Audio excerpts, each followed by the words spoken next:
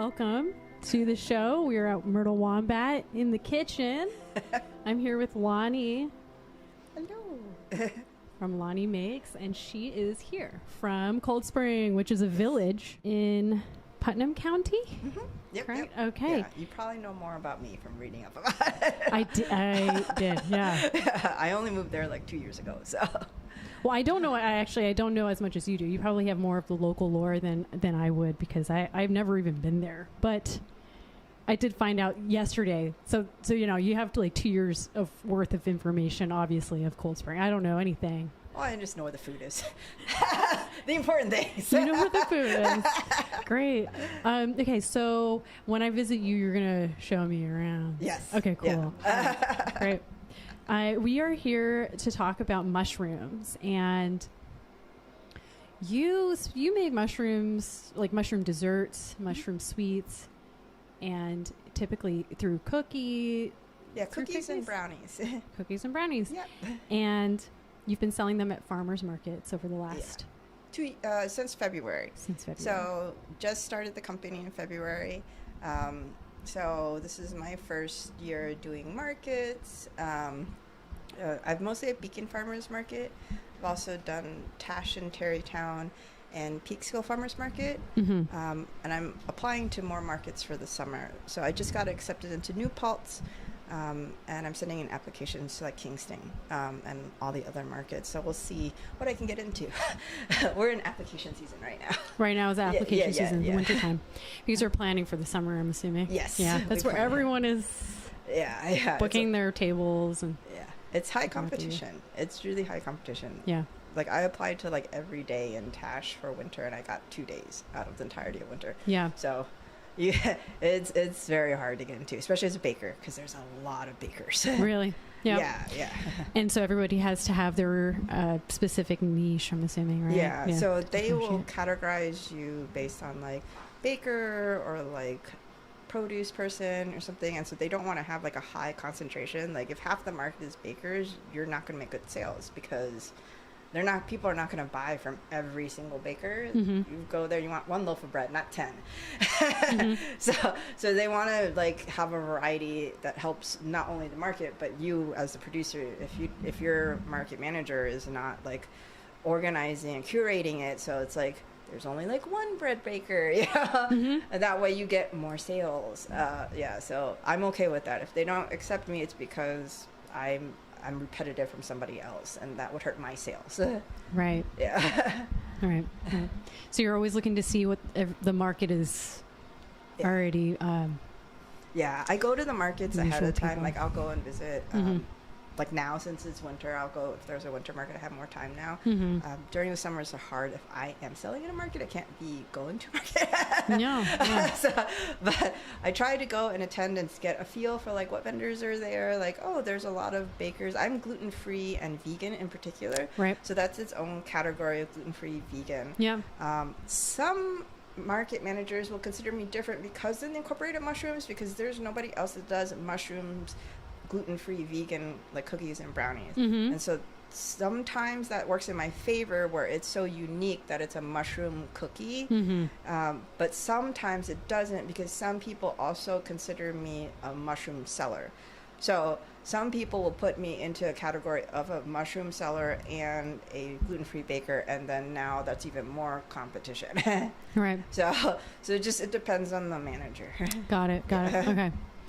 Well, we all need to know about this if you're interested in selling anything. Yes. In terms of food, you know. Yeah. And this is the way to begin. And you've had experience over the last year or 2. And the best way is just to go and to the market yourself and talk to the manager in person. Like that's how I got into all the markets. Is I went to the actual market, found the information tent, and brought them samples. I brought them my products packaged, ready to go, like in the final packaging, to make it like, hey, an actual business. I have product.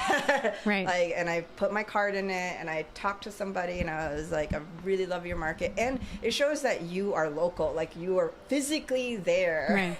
You could talk to them. They know you're not coming from like another state, like you're local. Right. Because you can actually physically be there. So it does help a lot, because Beacon Farmers Market is infamously hard to get into.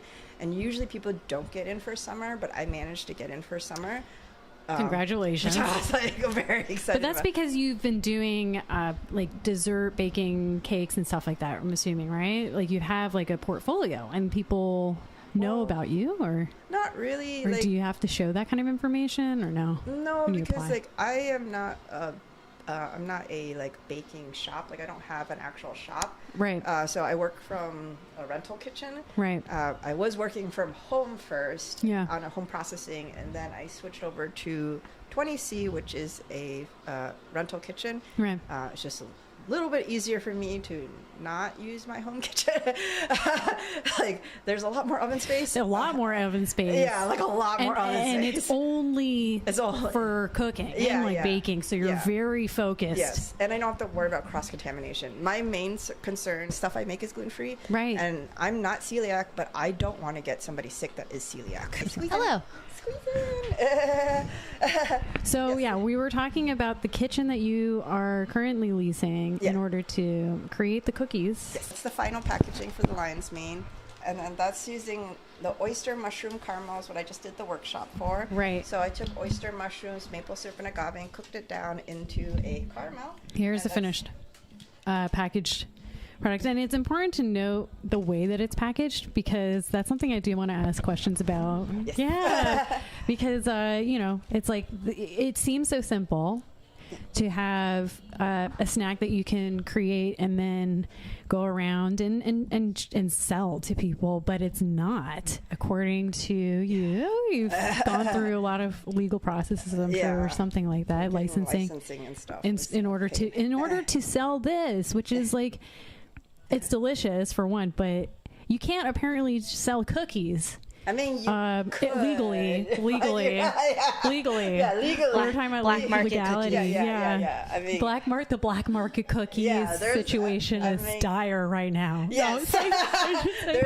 I'm sure there's plenty of people that do, and I've seen people that do, but it's like, I really don't want that. Yeah. So I went through the trouble of getting a business license, and so I want to keep my business license. Yeah, of course. So I went through all the hoops of getting the appropriate licensing for like the 20C for the rental kitchen, but also for some items, like for my candy shiitake miso dark chocolate chip cookie, I candied the shiitakes myself, and that was a problem with the health inspector. Mm-hmm. So when the health inspector came to the rental kitchen, and he saw some of my products, and he was like, "Are you making these candy shiitakes yourself?" And I'm like, "Yes." And he's like, "That's a problem."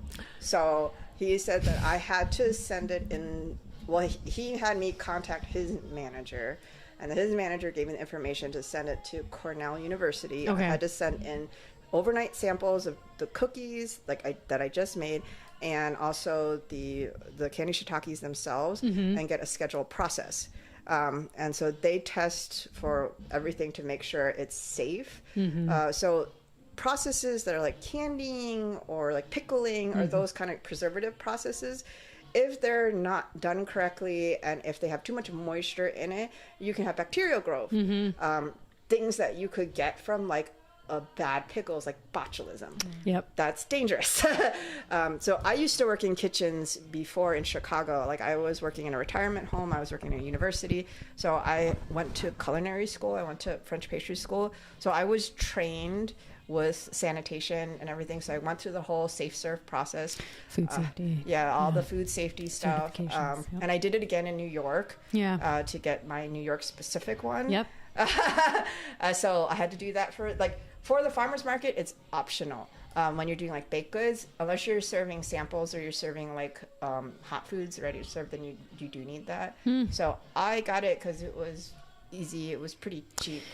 It's like a one-time situation too. Yeah, so it's one time. Yeah, you might as well. Yeah, I was like, I get it out of the way. already know the information from school, so it just Just get it out of the way. It is a long process too. Yeah. And it's like not even that difficult. Some of it's common sense information. Yeah, it's a lot of common sense. But they have you sit there for 15 minutes per unit in order to clear out like a quiz, and then you have to go to a specific location, which is not an easy place to get to. Yeah. So and then that's a whole once you process get it, as well you have for the card. I believe I think it's like a couple of years, like 4 years.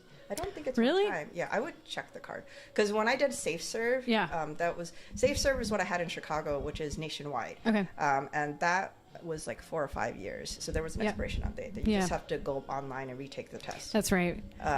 In New York City, you may just be I need to double check this, but you may just be able to like renew. Like you're like, hey, $15 to renew my card. So but I do want to ask you a question about mushrooms in particular, and because you work with mushrooms.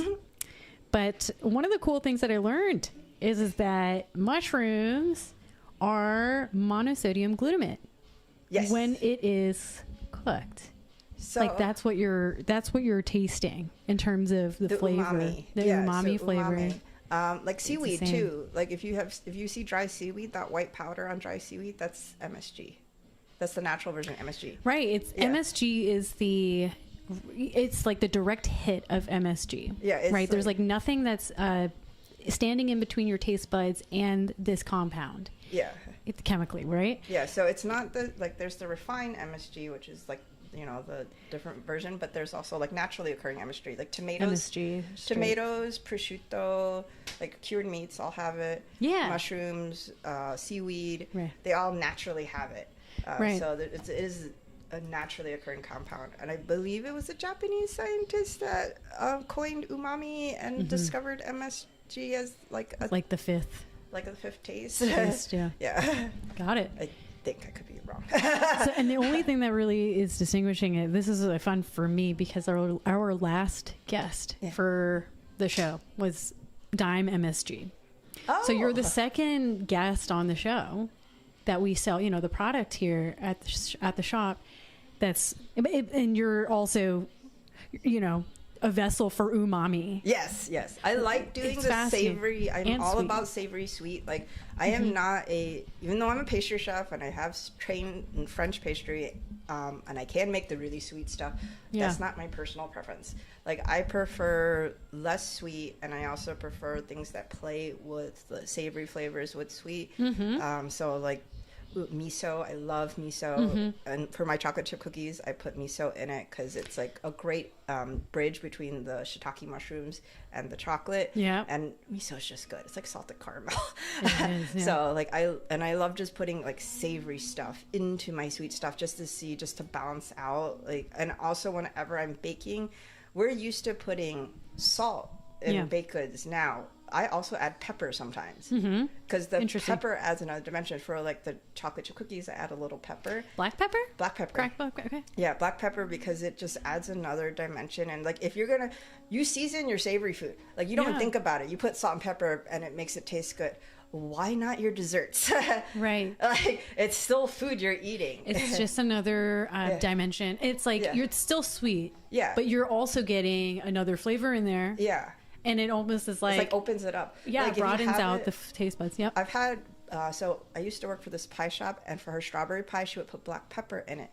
And the black pepper made the strawberry taste more like a ripe strawberry. Because like, a lot of times you're getting... That's fascinating. Yeah. Like, it's more like a ripe strawberry. Yeah, it was weird. Than like straight... Yeah, because it was like, we would get a bunch of... Like, when you're doing on mass scale, the pie shop, we were making hundreds of pies a day. Yeah. So not all the strawberries coming in are going to be perfect and super ripe, and they're going to be underripe.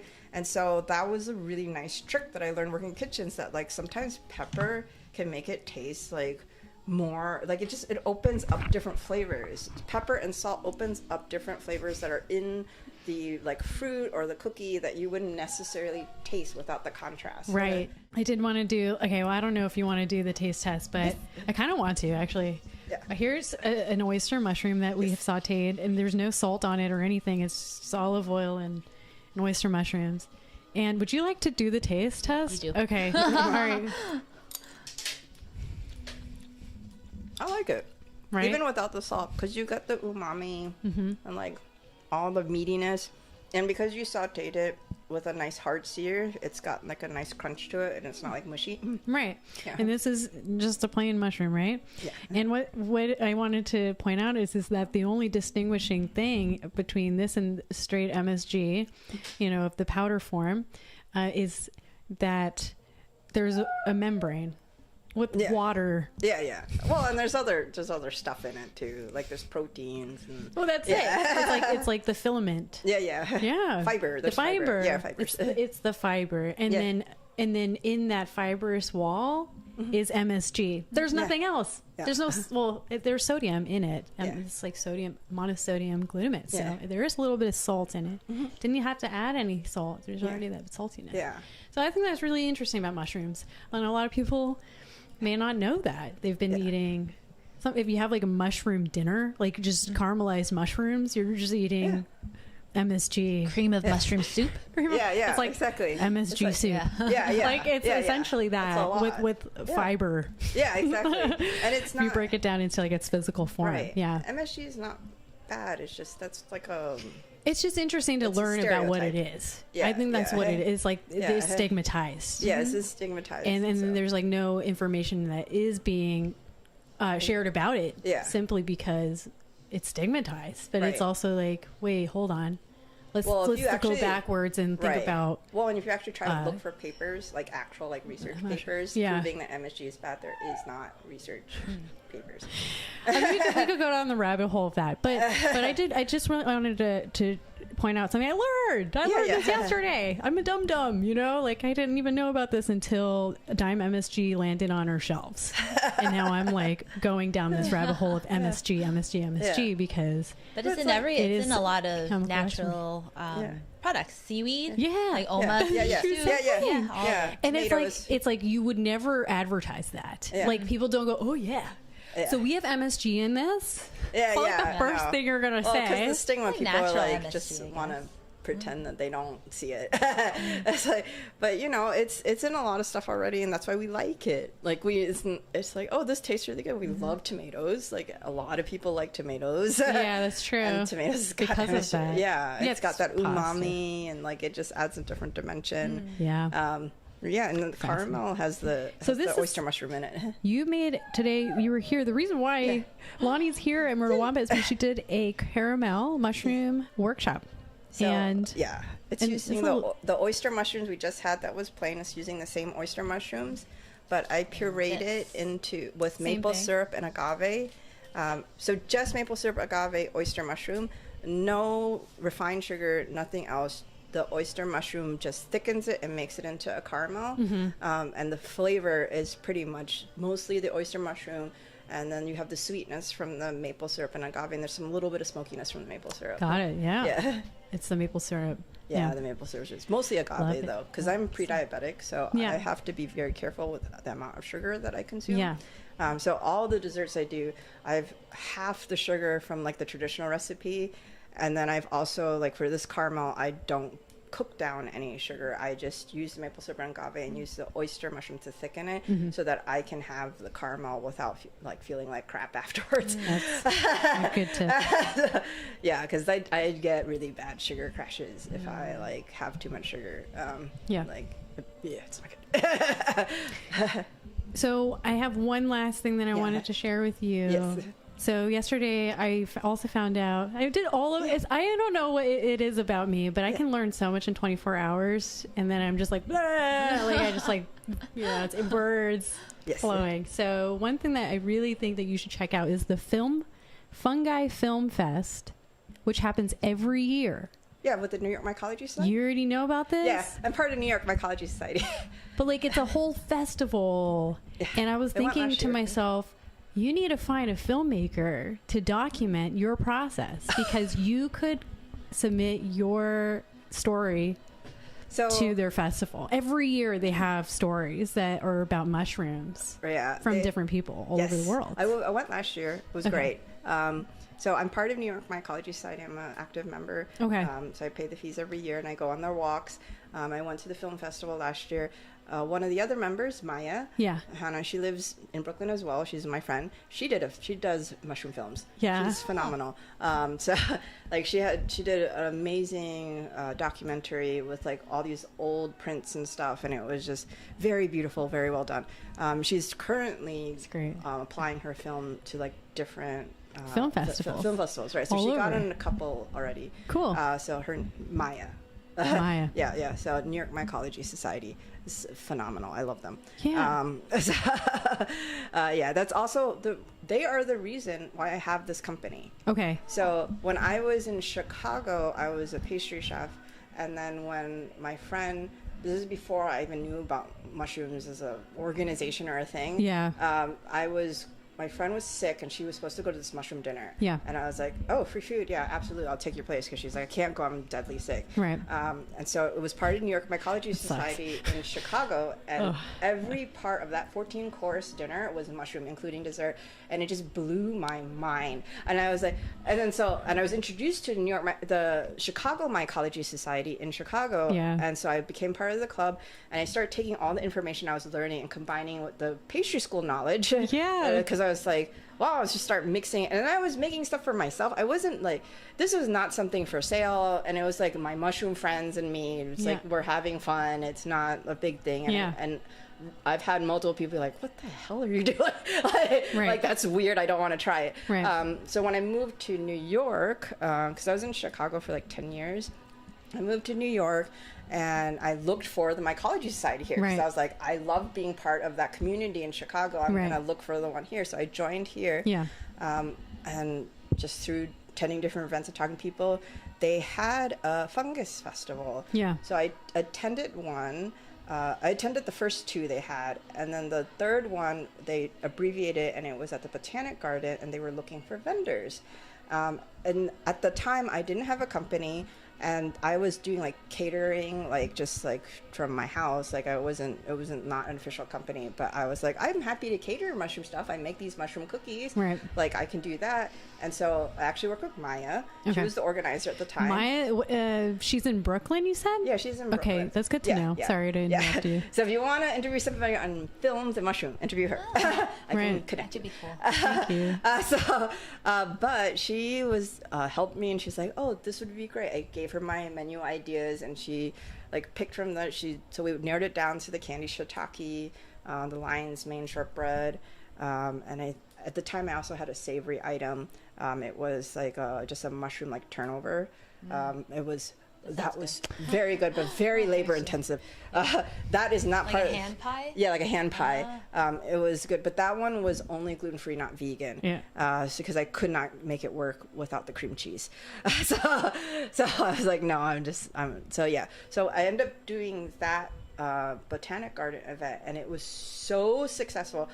I made I estimated I'm going to make 300 cookies, and that should be enough for a whole weekend, Saturday and Sunday. I'm like, there's no way. Yeah. We sold out the first day, and then me and my boyfriend were like, oh crap, we're sold out. It's an hour before it ends. And so we went to the grocery store, like right after that, and we got a bunch of ingredients, and we went home and we baked another 300. Wow. It originally took me a week to bake the first 300, and then me and him, he's usually not helping me, but he went to Cullen. He's a chef as well, so it made life a lot easier. So he was a Michelin star chef, so he focused, and we both were like stayed up all night. We didn't sleep. Yeah. We went to the festival, the second day of the festival, and had another 300. We're like, we're gonna do it again. We're like, because we can't show up with nothing. No, I know. And so I was like, wow, okay, I think this needs to be a business. I think there's a market for this. Okay, yeah. So that was where you started. Yeah. Okay. So at that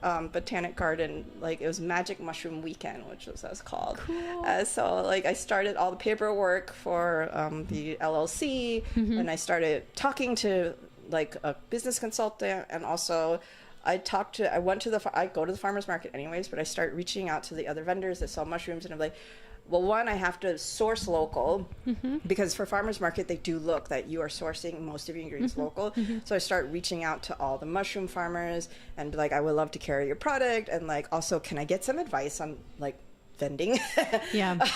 Because I have no idea what I'm doing. Like, and I talked to when I talked to Amy at the Beacon Farmers Market, she was a massive help. She hooked me up with their health inspector who gave me the download of like what permits I need to get, who I need to reach out to. And so like it's just like piecing it all together, making sure I'm doing this legally, and like just, of course, like, you want to do it above table. Because so, you want it to be successful. And like ultimately, I mean, this is like, you love doing this. Yes. And you want to keep going and do it for as long as you can.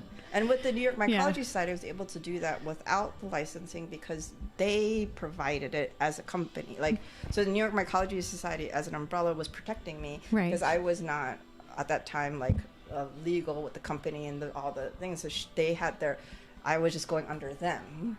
Right. And so that allowed me to sell. That was a good start. So it was a great start. And I was just like, I was like, oh, temporary, that's good to know. Like a nice little temporary. So if you are trying to like, you know, get your foot in the door or something, you can like reach out to friends, make friends who are already starting to see if maybe they can like, you know, help you. Absolutely. And you collaborate. That was something I was going to mention is that it's so easy, to grow your own mushrooms.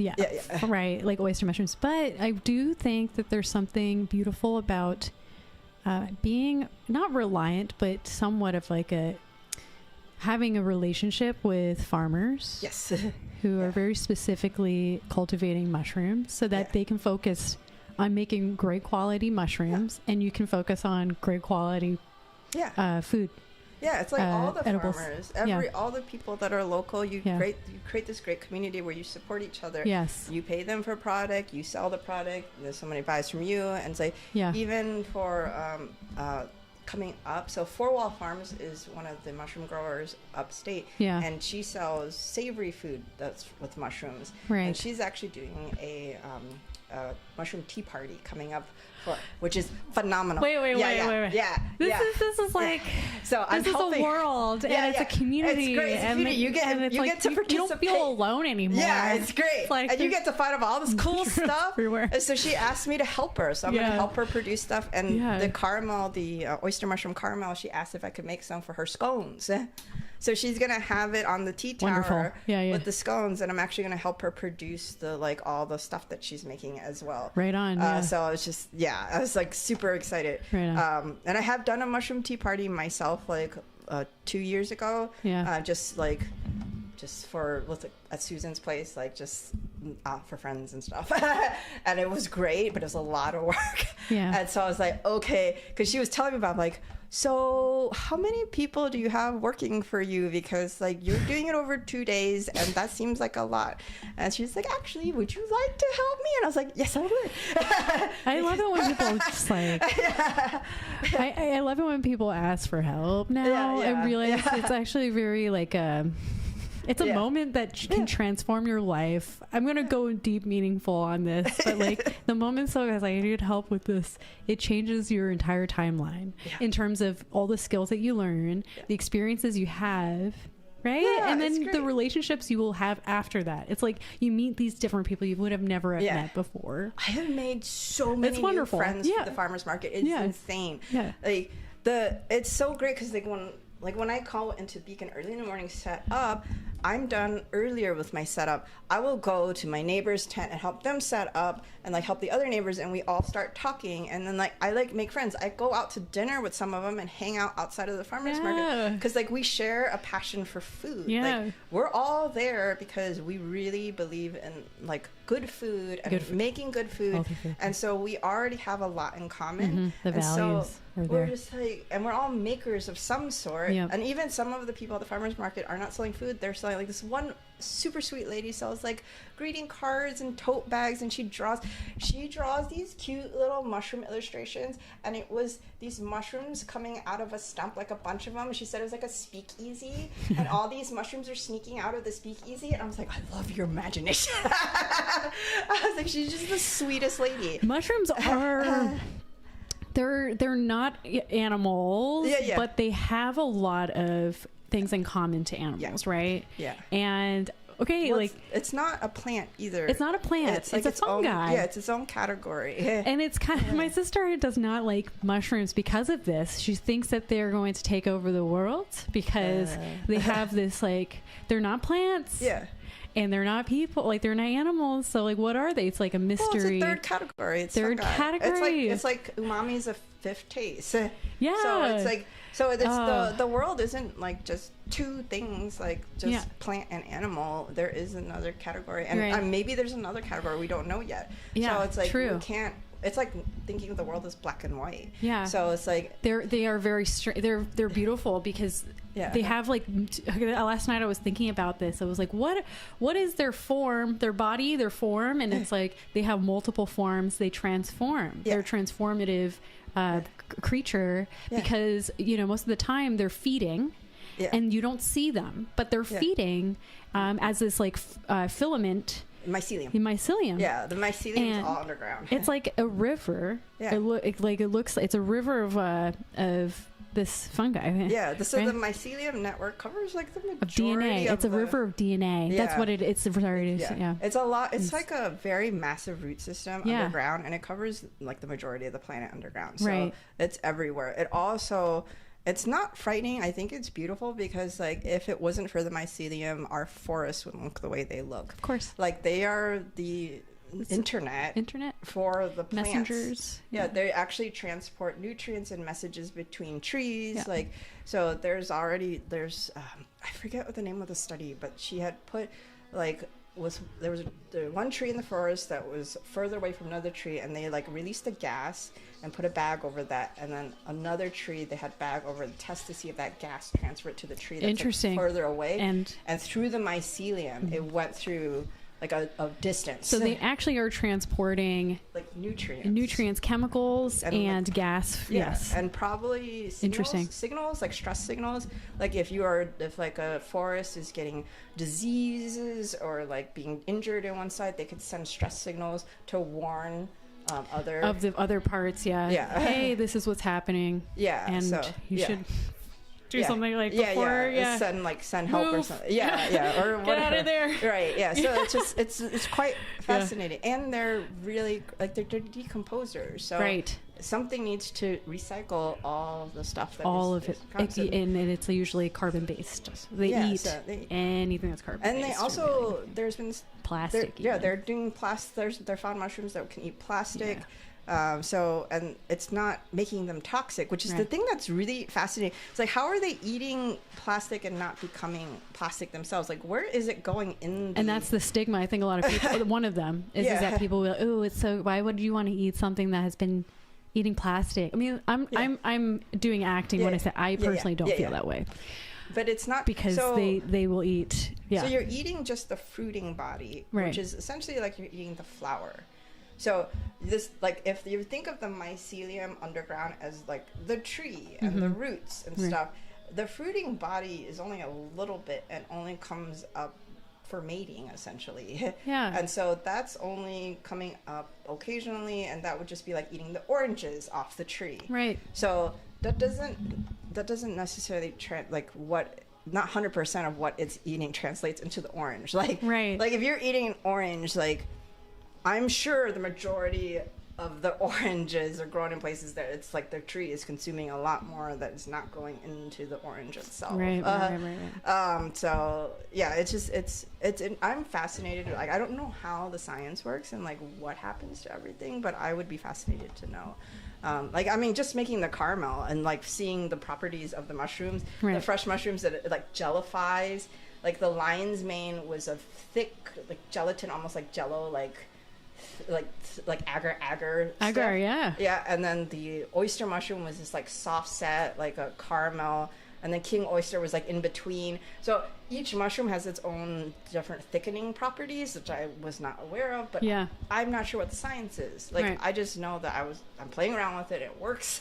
But I kind of wish there was, like, I would know more what's going on. It's a very instinctual process when you're making things, correct? Yeah. Would you say? Yeah. And it's like some of it's stuff that you learned at school, and kind of understanding the process of that chemical process that's happening, the transformation process of what you're doing in the cooking process. This school helps me write it down. Write it down so that you can replicate it again. Yeah. But the thing is like a lot of it is like, would you say almost kind of blindly the experimenting led? Yeah, there's a lot of like I spend a lot of months like the recipes that I have for sale right now. Yeah, it took me like some took me a couple of years, some took me a year of just like messing with the recipe, messing with stuff, and just experimenting. Sometimes it goes really fast, like if you get the inspiration and it just happens to work out. Yeah, like the oyster mushroom caramel thumbprints, that happened with the development happened within a month, which was shockingly fast. Yeah, but the candy shiitake took me like 2 years. So it's not constant, but you come back to it and you're like try to troubleshoot it and like maybe try something different. Like I also use different bean flours. Like I can't use rice flour because the white rice tends to spike my sugar. So I use like lentil flour or garbanzo, and so that all has different properties. So I was just trying to like experiment with that. Jumping in. Yeah. Have you ever tried drying mushrooms and then pulverizing them and putting it into the flour? Or? Yes, the lion's mane is that. Okay. Yeah. So, all right, cool. So I can't personally dry them myself because that's another scheduled process that I don't have. Yeah. So this is another reason why it's good to collaborate with farmers because they can take care of the licensing on specific ingredients, and that's costs lower for everybody. And that was ultimately trying to find dried local mushrooms was very difficult because most of the fresh farmers are not licensed to dry. Okay. So I did find someone in Monroe, Hodgins Harvest. I actually met him through New York Mycology Society. So he was another vendor at that weekend, that Magic Mushroom weekend. Right. And he normally doesn't vend. His specialty is he grows mushrooms to dry to make supplements. So he does tinctures and supplements, and like he's more in the vitamin area. Right on, supplements. Yeah. So he's all like, he's got his lab. He's set up. It's really cool. I've drive over to Monroe and pick up my little 4-ounce bag, and he's making things in the thousands, and I'm just like, just take my little 4-ounce bag. Thank you. But he's super sweet. Like he doesn't need to sell to me. He has plenty, and so I think it's so nice that he like will let me come and interrupt him for a little bit and get a little bit from him. Right. But yeah, so he makes like full on supplements, and he's like on Amazon. Like he sells on Amazon and stuff. That's really cool. Yeah, he's at like a much larger scale. But his facility is so cool. I'd be curious to know how he started too. He started at farmers markets as well. Oh wow! So he was a fresh mushroom vendor. Okay. I heard from like other vendors that he was everywhere. Like we couldn't get in because he was already at the space, and then he converted. He realized it was more sustainable for him to convert over to wholesale. So he sourced this really cool space that's like behind a nursery. That's this giant like greenhouse that he's renovated. Like it was just abandoned, and so he renovated the inside. It's like almost like a football field large. It's so massive. Oh my gosh. Yeah, it's huge. And so he's got multiple grow rooms set up. Gosh. And it's like a dream for me. Yeah. It's an amazing setup. His grow room's really cool. Like he's got so much growing. Yeah. So I'm very, very impressed by what he does. Yeah. And his product's really good. Like for me personally, and he taught me a lot because like when I was buying lion's mane powder, originally when I was doing it, I just bought it on Amazon. Like everybody, you go on Amazon. Did not realize that what I was buying was essentially just starch. I did not know that my powder that I thought was lion's mane powder, because that's what's listed on the ingredients. Wait, it's not like it wasn't 100% lion's mane? It was lion's mane extract on a starch. And so the way he could tell, because I was like, I showed it to him, and he's like, and his stuff, which is just lion's mane, is dried in powder, was dramatically lighter. So I do my recipes by weight. Yeah. His was like 20 times lighter than the stuff I was getting from Amazon. I was like, that's a little odd. That the measurement shouldn't be that off. And then I talked to him. He's like, oh yeah, it's very common in the vitamin industry that they will have a starch and then put an extract on that starch and sell that as the powder. Because it's like you don't get the same benefits. Right? Yeah. Because you need to have more of... Exactly. There's a lot more going on. But it's cheaper for them to have the starch and have an extract on it. And so... Sorry, this is a PSA, but lion's mane is currently in season during the wintertime in New York State. Yeah, it's actually specifically this you can grow it year round because it's indoors. Okay. Yeah, you. Maybe there's someone who's pushing for everyone to buy lion's mane right now, but yeah, it grows year round. It's that I learned. It's all indoors. Like okay. It's grown. You can buy your own grow kit. But like actually have a grow in the kit wild, I think that's what it is. Like in terms of foraging. Yeah. In foraging, it's very rare to find somebody that's foraging because it's very I forage to buy. Yeah, but like if you're gonna walk around in the woods, yeah, and I find forage and it's very hard to find. Like, yeah, I love going out. The in other woods animals eat them first. Yes, they're like, we want good this. Luck. Yeah, good luck beating the slugs. It's usually the slugs, the deer, everything else, and so it's like if you get lucky and you're like, it's fresh. Yeah, it's like every time me and my boyfriend will go hiking, and we're like, oh my god, it's so clean, and we're like dancing in the middle of the woods, like yes.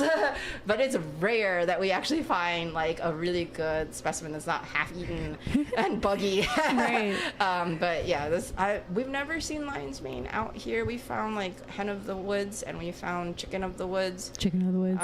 We find not an actual chicken. Let's put that out there. Not an actual chicken. Chicken of the woods is not a chicken. It's just an orange mushroom. It's a mushroom. Yeah, it's a mushroom. Don't be fooled. It does have the texture of chicken. It's like it's not chicken though. Yeah, it's like the texture is crazy. It's like a chicken breast. Yeah. Yeah, it's cool. Very strange. And then there's we found oyster mushrooms too. Okay. And we found chanterelles. Oyster mushrooms are probably the easiest and cheapest mushroom to grow. Yeah. I learned that. Yeah, well, I actually have I got a grow kit. Hodgins gave me a grow kit for the oyster mushroom, so I'm attempting to grow some myself. And then you start from there. You continue to grow and grow and grow. I did learn that in Gujarat, which is the western region that borders Pakistan and India, so it was stigmatized, mushrooms, as like an option for people to cook and eat. Yeah. And especially stuff that you would like oyster mushrooms specifically. Yes. It's like people didn't know what to do with it. Yeah. Because it wasn't a staple in the diet in any way in recipes. So this woman back in 2021, she made an entire income for the whole year based on an oyster mushroom grow up in her house, in her room, a 10-foot by 10-foot space, the same as probably this kitchen. Yes. She made the equivalent of $35,000 US dollars. I believe from oyster mushrooms alone. That's all I wanted to say. But like, did she expanded it to other things? I've heard about this. Yeah, and what I heard, she was the first. And people is she the one that's teaching other people? I think she is possibly one of the people who is like more of the example that they use. Like, I don't think that she's the one teaching the course. I think she's still selling. Okay, I'm not 100% sure. There's no update on her. I was looking into her. But she started a trend. Yeah, and because she was making an entire income based on mushrooms, which it's like straw in a bag, and the mycelium feeds and it fruits, and it continuously will fruit. So she had all these bags hanging from her ceiling, and she just like cuts them off. Usually it's like shelves and then all the bags with it's more than just straw. There's usually the mushrooms have to feed on some sort of like starch, sugar sometimes. So it just depends on the mushroom. So you do, and sterilization is really important. Yeah. So I learned the hard way that sterilization is really important. So it just seemed like, I could do this. So me and my boyfriend tried to make our own grow medium, and like we tried to we got the spawn and the spore, and we tried to like make our own little like grow box. Yeah. That turned out a disaster. It was like every color mold in existence. It was a rainbow of mold. So that's what the issue is that if you don't sterilize, then you're also inviting in lots of other, because the things. Conditions that the mushrooms need are the same conditions that are great for mold. Yep. So you need to have very strong mycelium and very clean to make sure they can grow strong enough to outcompete whatever other external forces are out there. So like with the grow kit that I got, because I've done grow kits before, but max I usually can get 2 2 harvests out of it before it gets moldy, because the mycelium, the nutrients in the mycelium have weakened, and then the mold starts coming in. So your growing substrate is important. Substrate, that's the word. Yeah. And the substrate is made up of a lot of different things. It's not only straw. It's not just straw. I think the straw, it was her example because it was the cheapest thing she could get. Yeah, you can do straw. You can do all sorts of stuff, but that was what in their local region was like, we've got tons of straw. Yeah. So let's start with that. Yeah, but it was like people use all sorts of stuff. I'm sure they're treating it, like they're probably boiling it, they're treating it, and they call it inoculating. Inoculating, right? But there, like a cloud. Yeah, but so there is. What I heard was there was a group that's going around and like teaching people in like third world countries to farm on this 10-foot by 10-foot space. Yeah. Because like their big farms are not producing as much and having issues, so like they could produce more income in a smaller space. Yep. And so they were going around teaching people how to do this. How to do this, yeah. Because you do need someone to teach you. It's as someone who tried to do it via Google, didn't work. It didn't work. It didn't work. All those like, you could use Uncle Ben's like rice packet. That did not work. Why not? I want to know why Uncle Ben's rice box did not work on this. It did work for us. So yeah, I am curious though. Like I would like to learn from a mushroom grower all of the different home packaging, like every type of material you find in a house. Yeah. Could this be inoculated by a mushroom?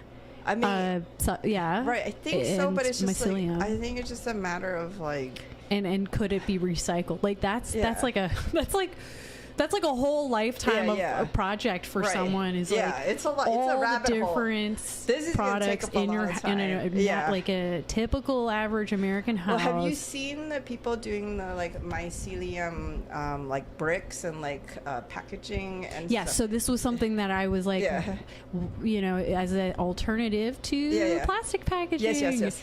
Is mycelium, right? Yeah. And it's like the same has the same effect there's in terms of protecting artist in Beacon. She was doing like she had a mycelium like a lamp and like a table, and she was like making like whole structures with mycelium and like to demonstrate this. Really. And it was, so she was successfully growing it in like into shapes.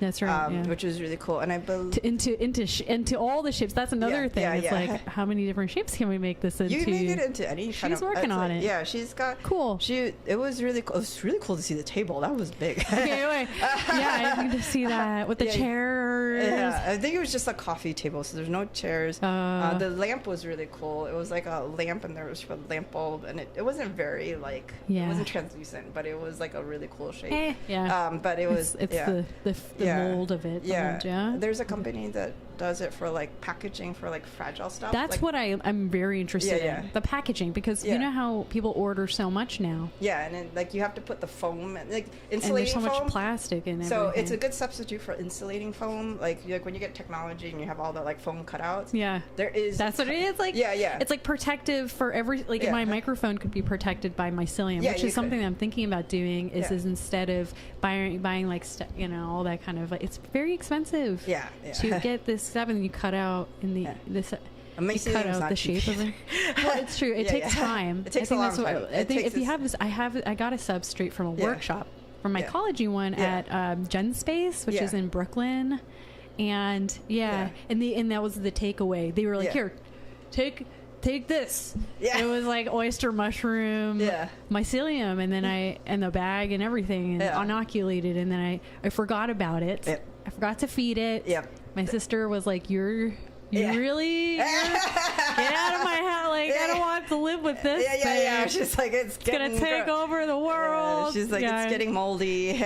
Well, no, that's the thing, it wasn't, but she's like, she was freaked out by she has a lot of like fear for it. Oh, that's funny. But I mean that's I mean, I think that's what happened to my mushroom guy, my little mushroom friend.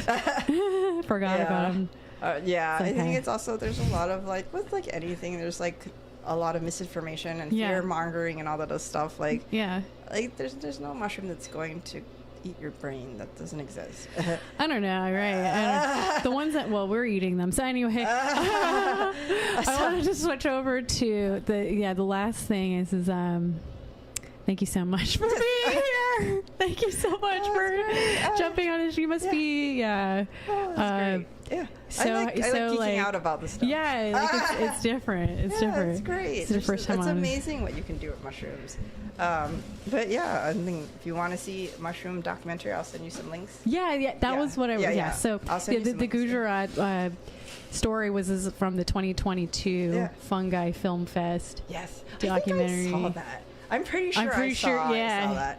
Like it sounds really familiar, and I'm like, I'm pretty sure I was there and saw it. And I got inspired me. I was like, should I just start growing oyster mushrooms and make 35,000 on top of everything? Like, should I? I mean, you could. It's just no one would like that in my family. I'm telling you, they'd be like, no. But I encourage someone to do that. Just have a closet that's just like to clear out a closet, and that's your mushroom closet, right? Nobody else open this closet. Yeah, just that closet. But it's a whole rabbit hole. Like you do have to keep it very sterile, though. Yeah, that's what it is. That's the issue for us. Is like it's a full-time job. Yeah, it is a full-time job. Like when you meet mushroom growers, like just growing mushrooms, that's their job. Right? Yeah. They don't have. I mean, I don't think I could do the baking on top of growing mushrooms. I don't know if I'd have the time for that. But I mean, I just grow like a block here and there, and like it's already been prepared for me, and I just spray it with water. Yeah. Easy way. I'm sure there is an easy way to sterilize. I'm sure there is like a method that is not too time consuming. I think for me, it's we need to buy a pressure cooker. So like, because we tried sterilizing it just with a pot, it did not work. Okay. It was not hot enough. Yeah. So we figured out since we messed up multiple times, because we bought like the nice grow box and we were trying to grow it, and then it just kept getting moldy. So we put everything away, we cleaned it up, and then we just kept doing some research and talking to mushroom growers. I'm like, I think we need to get a pressure cooker. Like after talking to multiple people, I think our misstep was not using a pressure cooker. Interesting. It like kills off all this. Yeah, it kills everything. It doesn't mean use it for jarring. Like if you're doing canning and yogurt, and pickling. Yeah, exactly. Yes. Yeah, it's great. And apparently we have an Instapot did not work. Okay. So it needs to be a pressure cooker. The jar. Well, I don't know. Yeah, I think the Instapot just did not get hot enough. All right. Well, this is Room Bites, and this is Loni from Cold Spring. We just went on to little tangents. That's what the show's about. And then we also eat. So thank you so much. I do have a video, and we're gonna close out. And I wanted to also shout out to Max Francis. This is Max's song that's playing along to this video.